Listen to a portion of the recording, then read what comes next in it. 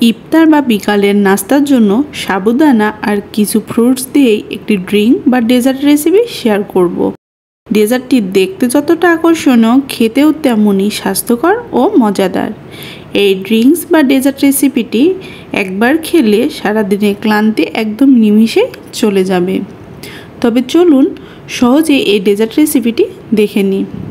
এই জন্য এখানে আমি 2 কাপ দুধ গরম করে নিচ্ছি। সবসময় হ্যান্ড উইক্সের সাহায্যে নেড়েচেড়ে নিতে হবে যেন কোনো ধরনের সর না পড়ে।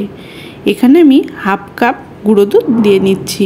গুঁড়ো দুধ দিলে ডেজার্টের টেস্ট আরও বেশি দ্বিগুণ হয়ে যাবে। আপনাদের হাতের কাছে যদি গুঁড়ো দুধ না থাকে তাহলে দুধকে ঘন করে জাল দিয়ে নেবেন। এখন টেস্টের জন্য দিয়ে নিচ্ছি 1/3 কাপ চিনি। আপনারা চাইলে আপনাদের পরিমাণ অনুযায়ী চিনি কম বেশি করে নিতে পারেন। আবার চাইলে যদি মিষ্টি কম পছন্দ করেন তাহলে চিনি স্কিপ করতে পারেন। চিনির পরিবর্তে এখানে মধু ব্যবহার করতে পারেন। এতে করে ডেজার্টটি আরও বেশি স্বাস্থ্যকর হয়ে যাবে। দুধের সাথে খুব ভালো করে চিনি জাল দিয়ে নিচ্ছি।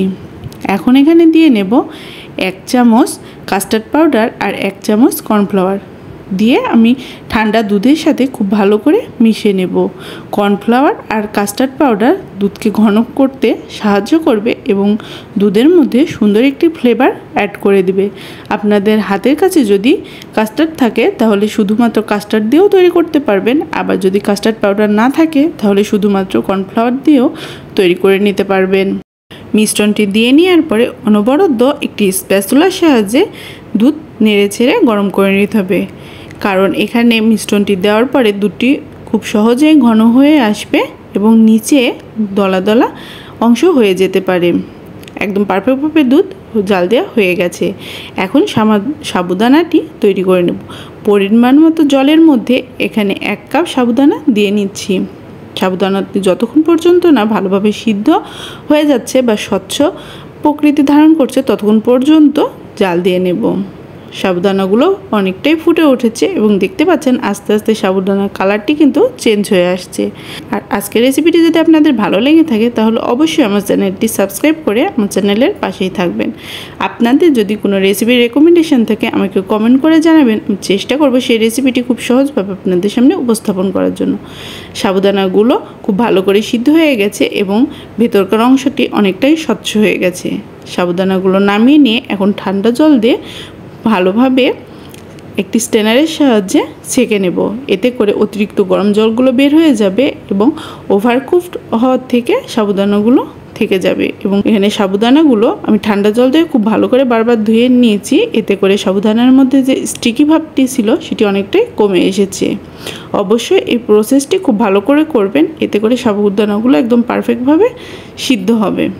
এখন একটি বোলের মধ্যে সাবুদানাগুলো নিয়ে নিচ্ছি এবং আগে থেকে জাল দিয়ে ঠান্ডা করে রাখা দুধের মিশ্রণটিও দিয়ে নিচ্ছি। দুধের মিশ্রণ এবং সাবুদানা খুব ভালো করে মিশিয়ে নিচ্ছি। এখানে কিন্তু দেখে বোঝা যাচ্ছে সাবুদানার মধ্যে কোনো স্টিকি ভাব নেই এবং কোনো দলা অংশও কিন্তু নেই। দুধের সাথে সাবুদানা যত ভালো করে মিশে যাবে ডেজার্টটি খেতে তত বেশি ভালো লাগবে। আপনারা চাইলে দুধের পরিমাণটি এখানে আরও বেশি ঘন করে নিতে পারেন। এখন দিয়ে নিচ্ছি 2 চামচ কনডেন্স মিল্ক। কনডেন্স মিল্ক দিলে এই ডেজার্টের টেস্টটি আরও বেশি দ্বিগুণ হয়ে যাবে এবং আরও বেশি স্বাস্থ্যকর হবে। আপনাদের হাতের কাছে যদি কনডেন্স মিল্ক না থাকে তাহলে এটি স্কিপ করতে পারেন। সব উপকরণগুলো খুব ভালো করে মিশিয়ে নিয়ে একদম ঠান্ডা অবস্থাতে এখানে ফলগুলো অ্যাড করে দেব। এখানে দিয়ে নিচ্ছি ছোট করে কিউব কেটে রাখা আপেল, দিয়ে নেব বেদানা, দিয়ে নিচ্ছি কালো আঙুর, অ্যাড করে দিচ্ছি সবুজ আঙুর। অবশ্যই সব ফলগুলো একদম ছোট করে কুচি করে নেবেন। এতে করে ডেজার্টটি খেতে আরও বেশি মজাদার লাগবে। এখানে আমি কিছু ড্রাই ফ্রুট অ্যাড করছি। ড্রাই ফ্রুটের মধ্যে ছিল পেস্তা বাদাম, কাজু বাদাম, কাঠবাদাম, কিশমিশ এবং খেজুর, যেগুলো মিষ্টিটাকে আরও বেশি বাড়িয়ে দেবে এবং ডেজার্টটিকে আরও বেশি হেলদি করবে। সব ফল এবং শুকনো উপকরণ মিশিয়ে নিয়ে খুব ভালো করে মিশিয়ে নিচ্ছি। দেখতে কতটা লোভনীয় এবং আকর্ষণীয় হয়েছে আশা করি আপনারা বুঝতে পারছেন।